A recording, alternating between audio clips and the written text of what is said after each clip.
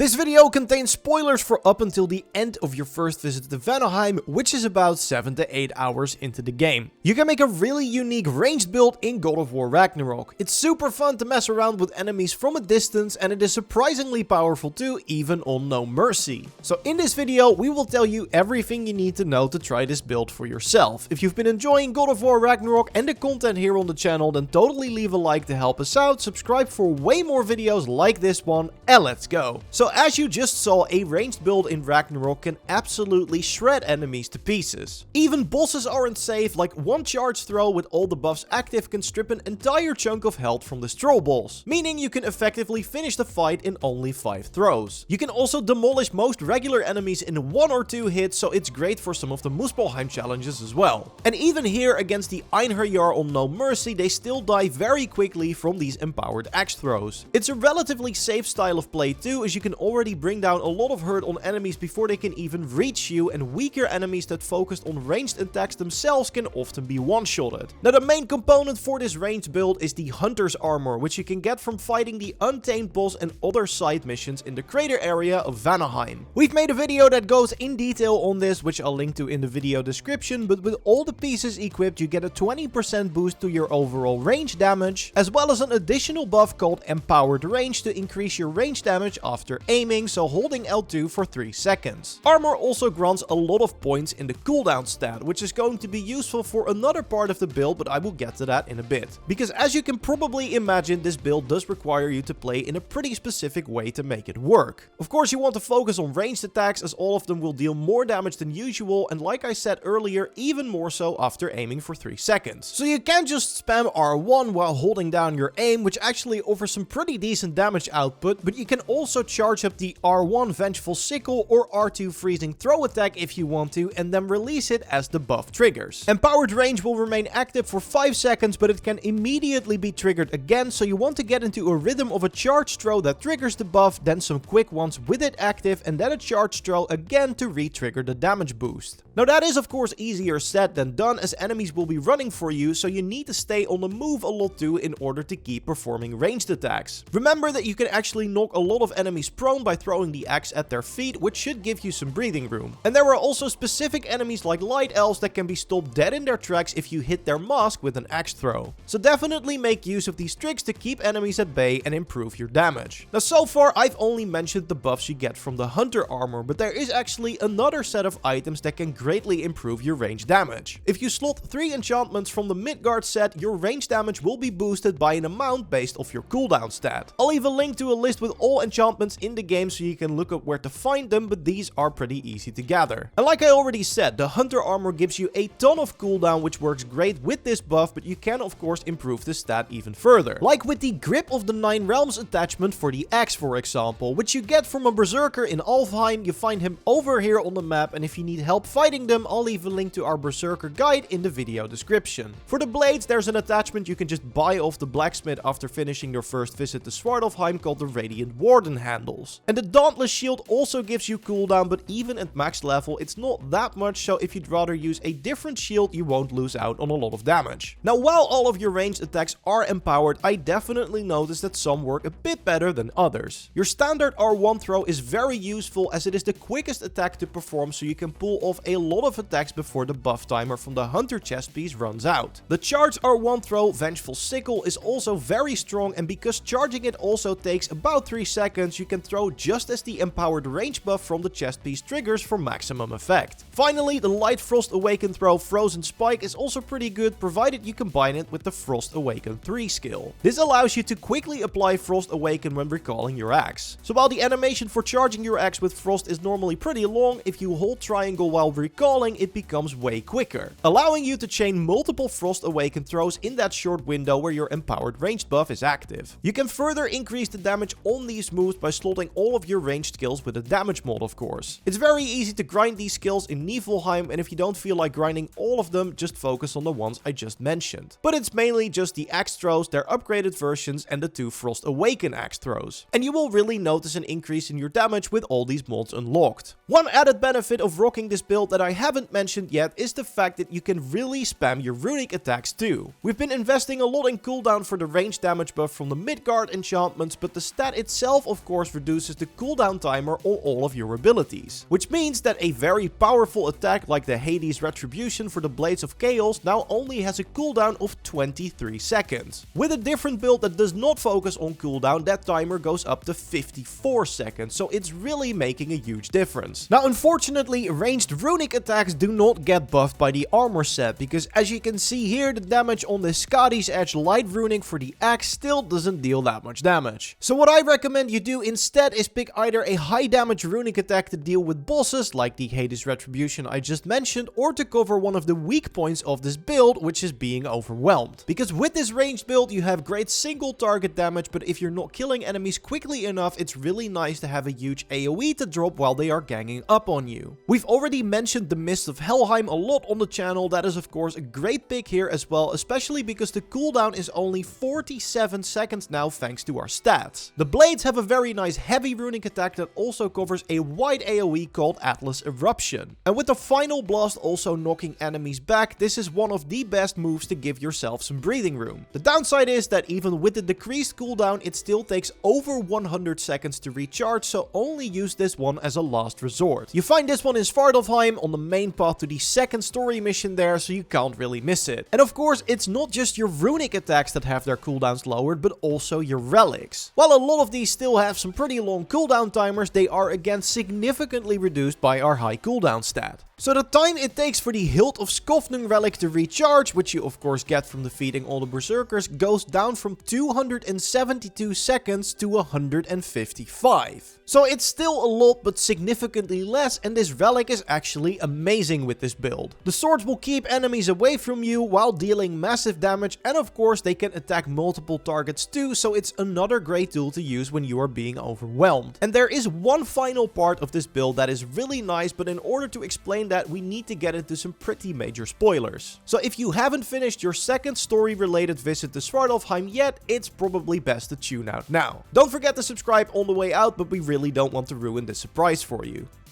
Still there? Of course, if you have played that part of the game, you probably already guessed that the Draupnir spear is amazing in combination with this armor set too. You can quickly throw out spears without having to recall your weapon like the axe, so while the base damage isn't that high, it does offer you some very consistent damage output. Plus, every spear launched into an enemy can of course be detonated by pressing triangle, which actually does some pretty decent damage. But the main thing that the spear offers over the axe as a ranged weapon is crowd control. With a charged light throw spear drill, you not only deal more damage because you hit an enemy more than once, you also push them back, giving you more space to continue with your ranged attacks. And if you really need to get someone out of your face, then the charged heavy ranged attack will definitely do the trick. With all the upgrades unlocked, Gale Force will draw enemies in while charging, and then you can fire off this massive blast of wind that knocks enemies back and up into the air. And lucky for us, one of the bosses required to craft the Hunter armor also drops a Gale Flame, so if you didn't have it yet, you can immediately upgrade the spear to unlock this skill. Subscribe for way more God of War Ragnarok videos, we got a ton more amazing builds coming your way, and of course leave a like if you enjoyed this one. If you want, you can watch our previous video on a secret enchantment combination that the game doesn't tell you about by clicking on the screen. I will see you in the next one, goodbye.